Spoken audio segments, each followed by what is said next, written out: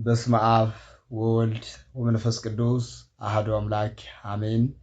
የክርስቶስ ቤተሰቦች የእመቤታችን የቅድስተ ቅዱሳን ንጽሕተ ንጹሐን የድንግል ማርያም የአስራት የበኩራት ወዳጆች እስከ ሞት ድረስ በወደደንና ባፈቀረን በአንድ አብ ልጅ በመሆን በአንድ ጌታ በኢየሱስ ክርስቶስ ሰላምታ ሰላም እላችኋለሁ። በያላችሁበት የክርስቶስ ጸጋና ሰላም ከእኔም ከእናንተ ጋር ይሁን ያልኩኝ እንኳን ለዐቢይ ጾም ለአራተኛ ሳምንት በሰላም አደረሳችሁ። ለመጻጉዕ ጾሙን የሰላም የፍቅር የአንድነት እግዚአብሔር አምላክ ያደርግልን።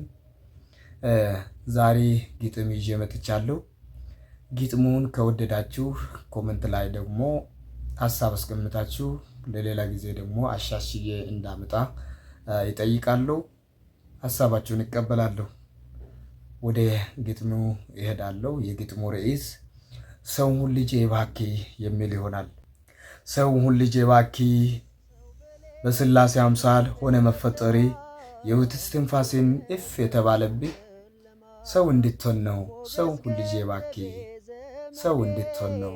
ሰው ሁሉ ልጄ እባክህ ብዬ የምነግርህ ቅድስቲቷ እናቴ ቤተ ክርስቲያን ነኝ አንተን የወለድኩ ቤተ ክርስቲያን ነኝ አንተን የወለድኩ እኔ ዘንድ መጥተህ ወንጌልን ተምረህ ሰው እንድትሆን ነው ለዋዛ አይምሰል። ሰው እንድትሆን ነው ለዋዛ አይምሰል። ልጄ እንደ ጥንቱ እስቲ ዛሬም ስማኝ፣ ጠቃሚ ምክሬንም አንዴ ተቀበለኝ።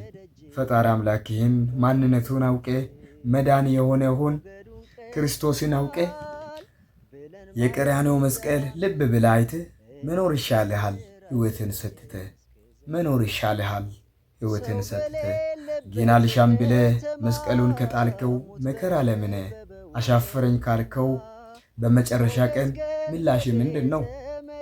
በመጨረሻ ቀን ምላሽ ምንድን ነው?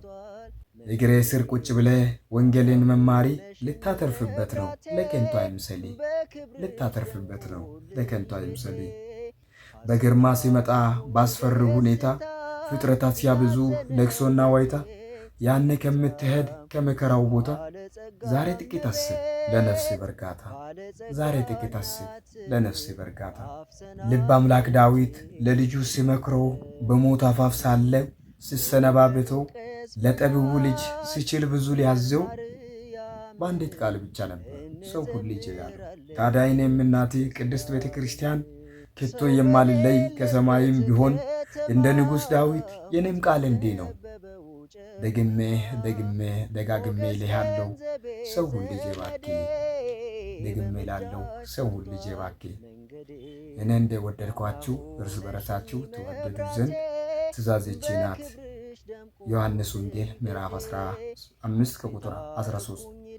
ዳዊትም የሚሞትበት ቀን ቀረበ። ሰሎሞንም እንዲህ ሲል አዘዘው፣ እኔ የምድሩን ሁሉ መንገድ እሄዳለሁ፣ በርታ ሰውም ሁን።